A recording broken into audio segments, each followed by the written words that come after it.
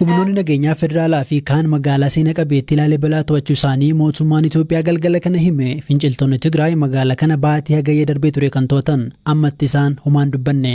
Erga ministeerri muummee Abiy Ahmad dirree waraanaatti bobba'anii haamileen waraanaa kaka'u kan ibse mootummaan bakkeewwan amma duratti TPLF'n qabamanii turan to'achuun milkaa'ina guddoo argachaa jiraachuu himeera. Guyyaa roobii miidiyaalee biyya keessaaf ibsa kan kennan ministeerri tajaajila kominikeeshinii mootummaa Dr. Laggasa Tulluu magaalota Gaashanaa fi Shawaroobitti dabalatee iddoowwan ijoo ta'an to'annoo raayyaa ittisa biyyaa jala galaniiru jedhan. የድል ዜና ላበስር ቀርብ ያለው የአገር ህልውና oduu moo'ichaa sinitti himuun dhufe duulli tokkummaa saboota biyyaaf ministeera muummee keenyaan hoogganamu adda waraanaa hundatti lola cimaa gaggeessuun guyyoota muraasa keessatti bu'aawwan ajaa'iboo galmeessaa jira. Haaluma kanaanis adda waraanaa Gaashanaa irratti raayyaan ittisa biyyaa humni adda Amaaraa milishaan naannichaa fi faannoon waliin ta'uun bakka diinni qabatee ture Arbit, Aqaat, Daabboo fi magaalaa Gaashanaa fi bakkeewwan kunneenitti hawaasa naannoo dirqamsiisuun dahannoo ijaare diiguu danda'aniiru. Osoo gaagaamni lubbuu fi qabeenyaa hedduminaan hin mudatiin da'annoon diigameera.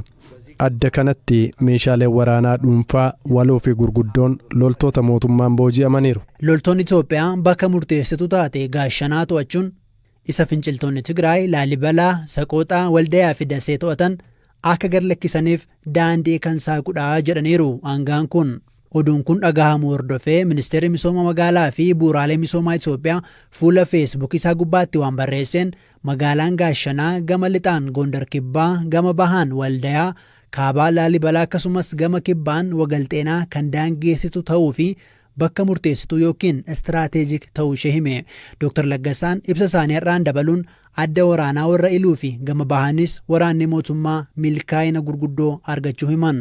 በወረ ኢሉ ግንባር የጃማ ደጎሎ ወረ ኢሉ ገነቴ karaa adda waraanaa warra iluu ammoo Jaammaa Dogoloo, warra iluu Gannatee, Fincooftuu fi magaalaan Aqaasaa tumsa raayyaa ittisa biyyaa humna addaa fi milishaa Amaaraa akkasumas faannootiin guutummaatti harka raayyaa ittisa biyyaa jala galaniiru.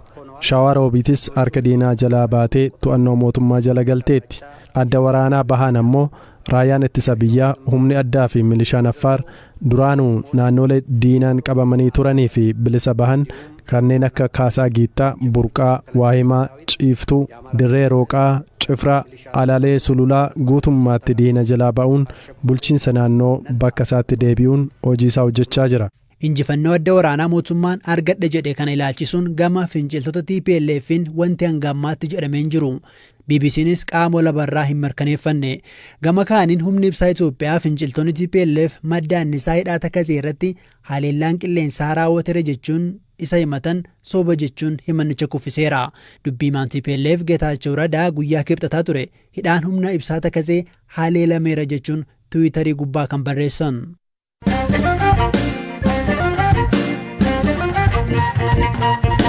Guyyaa irraa guyyaan eedsii addunyaa yaadatamee ooleera. Erga eedsiin yeroo jalqabaaf gabaafamee waggaa 40 ta'us ammas yaaddoo addunyaatti jedheera. Dhaabbati biyyoota gamtoomanii dhimma eedsii irratti hojjetu UNAIDS. Kanaaf biyyoonni weerara eedsii waggoota 9 booda bara 2030tti to'achuuf hudhaawwan jiran akka furan UN gaafateera. Guyyaa irraa kana sababeeffachuun kan gaafanne hoogganaan biiroo fayyaa Oromiyaa Dr. Mangistuu Baqqalaa Oromiyaa keessa facaatiin vaayirasichaa xiqqaataa jira jedhu. Tamsaa'inni isaa xiqqaachaa jira. Garuu reetiin ittiin xiqqaachaa jirtu santu baay'ee akkasii kan nama gammachiisu siimoti. Wannoodhumaan ibsuudhaa fi lakkoofsumaan ibsuudhaa fi baay'ee nama quubsu garuu wannoon isaa irrachaa jira yeroodha gara yerootitti.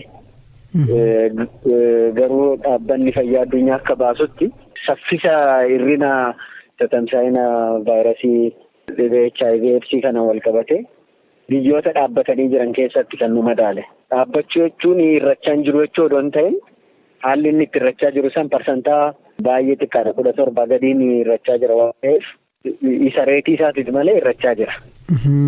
Amma tatamseen isaa reetiin isaa meeqa yookiin immoo parsantaan ibsuu hin dandeenya?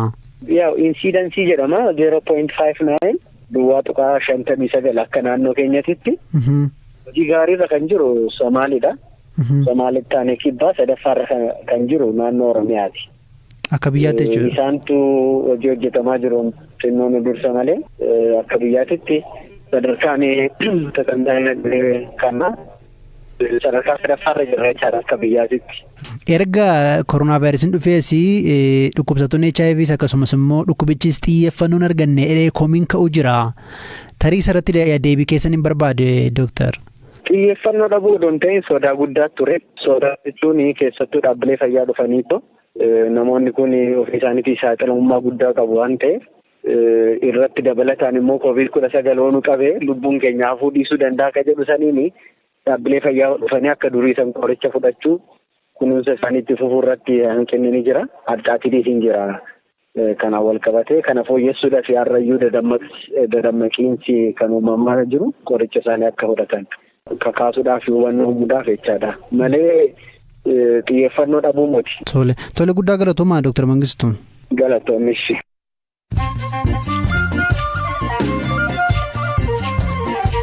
Sagantaa BBC afaan Oromoo caqasaa jirtu oduuwwan gaggabaabaan sinitti dhaabbanni Twitter sagalee deeggartoota mootummaa hacuucaa jira isa jedhame balaaleffate ibsa dhaabbatichi BBC ergeen nuyi siyaasarraa walabaa jedheera. Guyyaa kaleessaa dubbiimtuun ministeera muummee Abiy deeggartoonni TPLF dhaabbaticha keessa jiru jedhanii himatanii turan.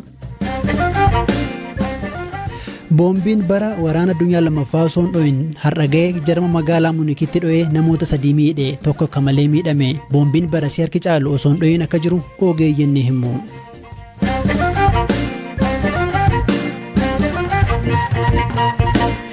Oduu biraattan ja'a akaakuun koronaa vaayirasii haaraan moggaasii Omikron jedhamu kennameef saayintistoota Afrikaa kibbaan jalqaba erga adda baafamee booda amma biyyoota garaagaraa keessatti mul'achaa jira. Biyyoonni vaayirasichi keessatti argame hedduun imala biyyoota kibba Afrikaa irraa godhamu ugguraa jiru. Waa'ee gosa koronaa haaraa addunyaan irratti haasawaa jiru kana Ameerikaa magaalaa Washington DC'tti nurse practitioner ta'uun kan hojjettuu fi COVID irratti xiyyeeffachuun gama miidiyaalee hawaasaan barnoota kan kennitu Alfiyaa Gushaahasu dubbisneerra.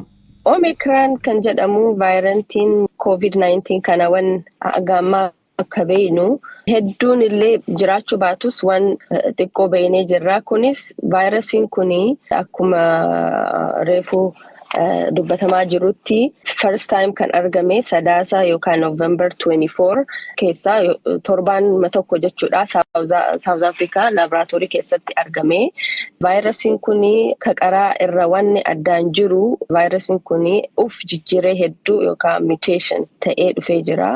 Baay'ee transmissible dha. Vaayirasiin kun jechuun namarraa namatti biyyarraa biyyatti hedduu daddarbaa hanga ammaa keessatti biyyoota 20 caalaa irratti argamee jira. Mallattoo namoota irratti agarsiisuu fa'aa wajjin wal qabatee gosoota amma dura argaman irraa wanti adda taasisuu jira moo waluma fakkaata? Ka ammaan dura akkuma reefu jennetti vaayirasiin kun ega jalqabee waggaa 2 ta'ee jira. Waggaa 2 kana keessaa vaayirasii mutation 4 arginee jirra. Mutation beta, mutation alpha and then delta. Amma immoo kan Omicron dha. Yeroo ammaa kanatti alpha fi beetaan hagasin miidhaa waan hin finneef hedduu naasamu. Garuu delta 99% kan amma argamaa jiru delta dha. Amma mallattooni amma Omicron fiduu kuni hedduun addaa hin jiru. Waluma fakkaata. Qufaasisuu, mataa nama dhukkubuu, qaama nama ho'isuu kana. Garuu wanni gaarii hanga amma wanni jedhan keessaa mallattoon Omicron vaayiraantiin kun kan fidu mild symptom jedhama. Hedduu nama hin miidhu. Kaqaraa amma deltaan kuni nama miidhaa, nama hedduu ajjeesee jira. Omicroniin kuni mild symptom namarra geessa. Hedduu hospitalizii namni hedduun hin taane mostly namni manuma ofitti taa'ee tiriitii godha. Ammas dhukkubni kun immoo amma Omicron kan jedhamu kuni ijoollee warra yaangi qabata. Warra umriin isaanii hedduu nama guddaa hin taane. Garuu kana jechuun dhukkubni kun nama hin miidhuu yookaan nama hin ajjeesuu jechuu miti. Wanni hanga ammaa beenu hin jiru. Torbaanuma tokko keessa torbaan 2 fi 3 keessamuu waan hedduu barachuu dandeenya jechuudha. Galatoomii guddaa ulfaadhu. Hayyee sanillee waan affartaniif galatooma.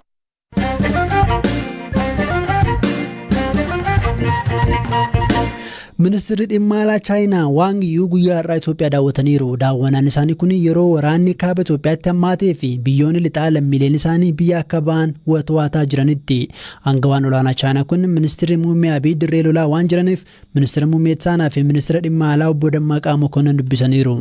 Aangawaan kun Finfinnee dhufuun isaanii mootummaa ministeera muummee Abiyyiif deeggarsa qaban mul'isaa jedheera. Ministeerri dhimma alaa Itoophiyaa yoona Finfinnee dhufuun isaanii maaliif ta'uu mala jechuun Habtaamuu Xibabuun ogeessa dinagdee Dooktar Guutuu Teessoo gaafateera. Chaayinaan bara Itoophiyaatti imaaluudhaan hariiroo siyaas-dinagdee Itoophiyaadhaa wajjin qabdu maintain iddoo mataatti eeguudha. Kan biraa immoo isumarrayyuu dabarsee yeroo rakkinaa akkasii kana keessa hariiroo kana jabeessuudhaaf wanta godhu kan fakkaatu. Carraawwan dinagdee Ameerikaadhaaf Awurooppaadhaa wajjin qorraa dhufe kanatti adda durummaadhaan fayyadamuu barbaaduun Chaayinaa jira. Hariiroo daldalaa kan akka agawaa fa'i wajjin wal qabatee jiruun Ameerikaan Itoophiyaa haqamtu gochuun ishee yaadatama. Isa kanaaf oomishoota baay'ee kana kan oomishanii gara biyya Ameerikaatti ergaa turan dhaabbilee warra Chaayinaati.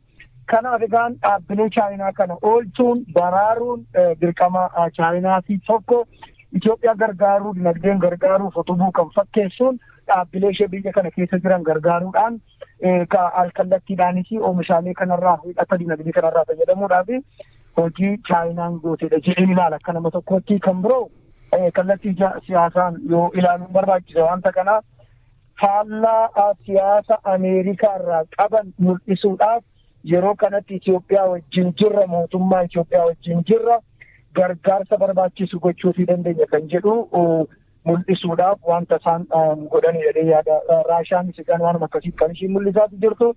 Kanaaf political controversy fi political polaritiin Ameerikaa fi Chaayinaa gidduu jiru dirree inni irratti calaqqisiifamu tokko akka carraatti addunyaa kanarratti bara 2021 jiru kan argame biyya akka Itoophiyaati.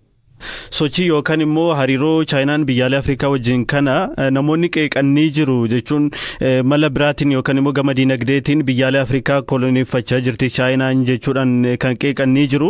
Yaada akkamii qabdu? Biyyaaleen Afrikaa hagam fayyadamaa jiru akka walitti dhufeenya Chaayinaa waliin qaban kanatti? Baay'ee dubbii dhugaadha. Kaayyoon Chaayinaa karoorris tarsiimoon Chaayinaa waggoota 30-50 qabdu tokko harka guddaa kan ta'e yookaan immoo significant percent uummata ishii biyya Chaayinaatti addunyaa irratti tamsaasuudha. To'annoo dinagdee to'annoo siyaasaa fiduudhaaf. Biyyoota yookaan kontinentii isheen irratti xiyyeeffattee jirtu keessaa tokko biyyoota akka Afrikaati. Kanaaf dinagdee Afrikaa keessa jiru olaantummaan qabachuun kaayyoodhaaf dhimma Chaayinaa isa jalqabaati. Kun akkaataa kanatti hubatamuun baay'ee gaariidha. Dhaggeeffattoota keenya sagantaan BBC Afaan Oromoo roobii galgalaa xumuramutti jira. Badhaasa atileetii waggaa addunyaa kan WA yookiin immoo atileetiksii addunyaa irra taasifameera. Atileet Siifan Hasan milkoofnee Ellen Thoomson filamuu ishee odeeffannee irraa sagantaan BBC har'a